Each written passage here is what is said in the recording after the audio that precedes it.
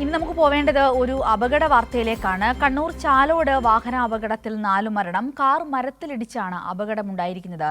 UP. സ്വദേശി പരം ഛേത്രി, ഹർഷ്, റിസ്വാൻ, ഷാൻ എന്നിവരാണ് മരിച്ചത്. ഫയർഫോഴ്സ് എത്തി കാർ വെട്ടിപ്പൊളിച്ചാണ് ഉള്ളിലുണ്ടായിരുന്നവരെ പുറത്തെടുത്തത്.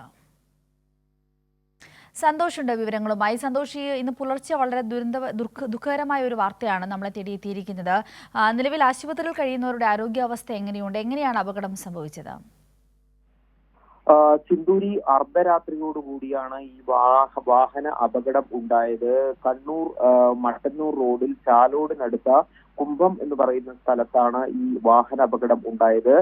ബാംഗ്ലൂരുവിൽ നിന്നും കണ്ണൂരിലേക്ക് വരികയായിരുന്ന ഈ കാർ മരത്തിൽ ഇടിച്ച് തകരുകയായിരുന്നു. ഈ അപകടത്തിൽ 4 പേർ മരിച്ചു. ഇവരെല്ലാം ബാംഗ്ലൂരുവിലെ വിദ്യാർത്ഥികളാണ്. ഇതിൽ 2 മലയാളികളും 2 യു.പി. സ്വദേശികളുമാണ് ഉള്ളത്.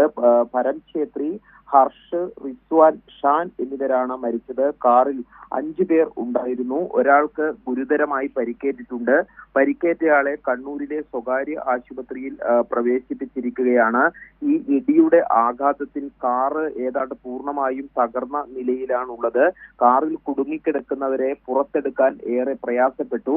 ഫയർഫോഴ്സ് എത്തി ഹൈഡ്രോളിക് കട്ടർ ഉപയോഗിച്ചാണ് കാറിന്റെ മുൻഭാഗം വെട്ടിപ്പൊളിച്ച് ഈ അകത്ത് കുടുങ്ങിക്കിടന്ന ആളുകളെ പുറത്തെടുത്തത്. അവിടെ ഉണ്ടായിരുന്ന പ്രദേശവാസികൾ പറഞ്ഞത് ഈ അപകടം നടന്ന ഉടനെ തന്നെ കാറിലുണ്ടായിരുന്ന ഒരാൾ മരിച്ചിരുന്നു. മറ്റുള്ളവർ ആശുപത്രിയിലേക്ക് പോകുന്ന വഴിയാണ് മരണം സംഭവിച്ചത് എന്നാണ് പറയുന്നത്.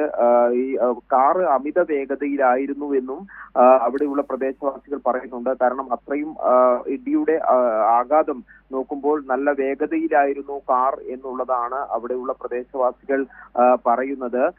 ഇതിൽ ഷാൻ എന്ന വിദ്യാർത്ഥിയുടെ കണ്ണൂർ അലവിൽ അവരുടെ ഒരു ബന്ധുവിന്റെ വിവാഹ ചടങ്ങിൽ പങ്കെടുക്കുന്നതിനായി സുഹൃത്തുക്കൾ ബാംഗ്ലൂരുവിൽ നിന്ന് കണ്ണൂരിലേക്ക് വരികയായിരുന്നു. കണ്ണൂരിൽ ചാലോട് കഴിഞ്ഞ് കണ്ണൂരിനിടയിലുള്ള ആ സ്ഥലത്ത് വെച്ചാണ് വാഹനം മരത്തിലേക്ക് ഇടിച്ചു കയറിയത്. ഈ മരത്തിന്റെ ഈ ഇടിയുടെ ആഘാതം അവിടെ ദൃശ്യങ്ങളിൽ നിന്ന് തന്നെ വ്യക്തമാകും. കാറിന്റെ മുൻഭാഗം ഏതാണ്ട് ബോണറ്റ് ഭാഗം മരത്തിലേക്ക് ഇടിച്ച് കയറിയിരുന്നു. അവിടെ നിന്ന് പിന്നീട് വാഹനം മാറ്റി വെട്ടിപ്പൊളിച്ചാണ് ഇവരെ പുറത്തെടുത്തത്. ഇപ്പോൾ ഒരാൾ കണ്ണൂരിലെ സ്വകാര്യ ആശുപത്രിയിൽ ചികിത്സയിൽ കഴിയുകയാണ്. ഇയാളുടെ നില ഗുരുതരമാണ് എന്നുള്ളതാണ് ആശുപത്രി അധികൃതർ അറിയിക്കുന്നത്.